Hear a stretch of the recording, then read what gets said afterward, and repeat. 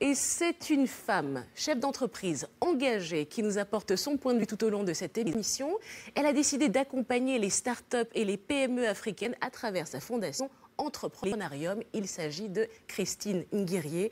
Je vous en prie, rejoignez-moi. Bonsoir à vous. Bonsoir Hélé. Ravie de vous recevoir sur le plateau de Réussite. Merci d'être avec nous. Merci de m'accueillir. Ce qui est intéressant, c'est de voir que le manque de législation, ça peut aussi devenir un atout pour nous en Afrique. Effectivement, le vide juridique offre des territoires d'expression quand même fabuleux. Est-ce que c'est pour ça que cette start-up américaine qui est à l'origine du projet dont on vient de parler a choisi le Rwanda pour s'implanter? Est-ce que c'est pour ça que le Rwanda attire autant d'investissements étrangers? Je ne crois pas que dire que le Rwanda attire les étrangers parce qu'il y a un vide juridique soit la réalité, pas du tout. Au contraire. Donc l'explication, selon vous, ça serait quoi? Qu'est-ce qu'un investisseur cherche quand il vient sur un territoire? Il cherche la stabilité politique et un coût du travail attractif. Finalement, on ne cherche que ça en tant qu'entrepreneur.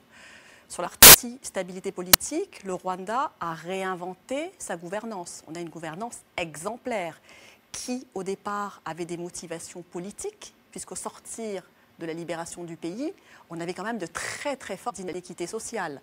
On avait une corruption qui atteignait son maximum.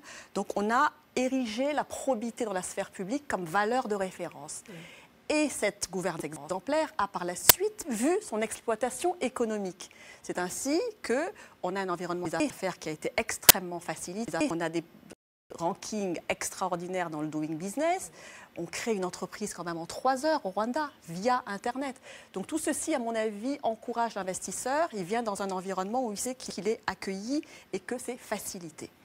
Parlons de vous, Christine Nguirier. Men Invest in Women. Les hommes investissent pour les femmes. C'est le nom d'un fonds que vous allez mettre sur pied. 25 millions de dollars que vous avez levés auprès d'investisseurs tous masculins. Qui sont ces investisseurs et est-ce que ça a été difficile de les convaincre? Alors déjà, ce qui a motivé le projet, c'est que je voulais remettre en perspective la notion de genre. On voit bien qu'il y a des inégalités et ici, l'idée c'est de dire on s'engage les uns avec les autres.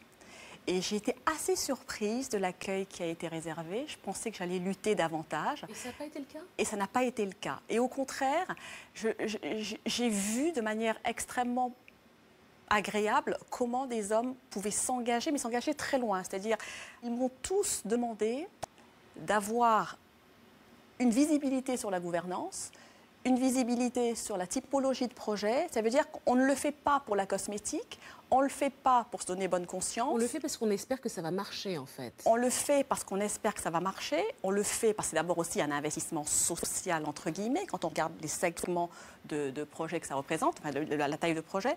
Mais on le fait parce qu'on veut y croire et parce qu'on veut donner du sens. Est-ce que l'idée, c'est pas aussi de gagner de l'argent, pour parler franchement? Alors, complètement, complètement.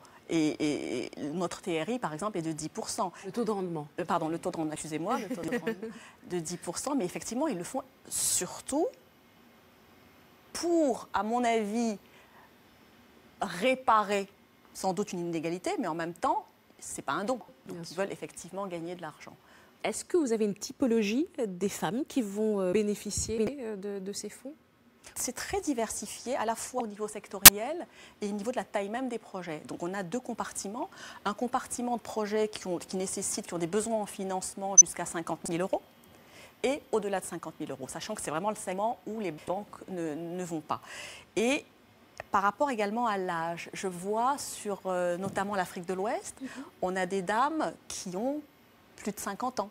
Par exemple. Donc c'est très intéressant de voir que finalement, on touche à des catégories à la fois sociales et en termes d'âge complètement distinctes. Analphabètes pour certaines, complètement formées pour d'autres, Bac+5.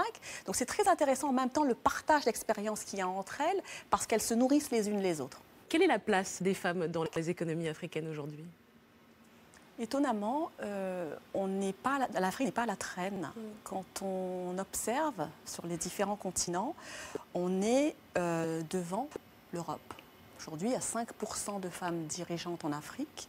il y en a 3% en Europe. On est à égalité avec les États-Unis, par exemple. Oui. Donc, on n'est pas du tout à la traîne. Ça reste évidemment complètement inégal. Mais ce que je veux dire, c'est que, contrairement à ce que l'on pourrait penser, l'Afrique est relativement en avance sur la place des femmes dans l'économie, et ça de manière traditionnelle, hein, depuis les Mama Benz jusqu'à la vendeuse de cacahuètes que vous trouvez sur la route en Afrique de l'Ouest. Donc, je pense qu'il y a une vraie culture entrepreneuriale chez les femmes en Afrique.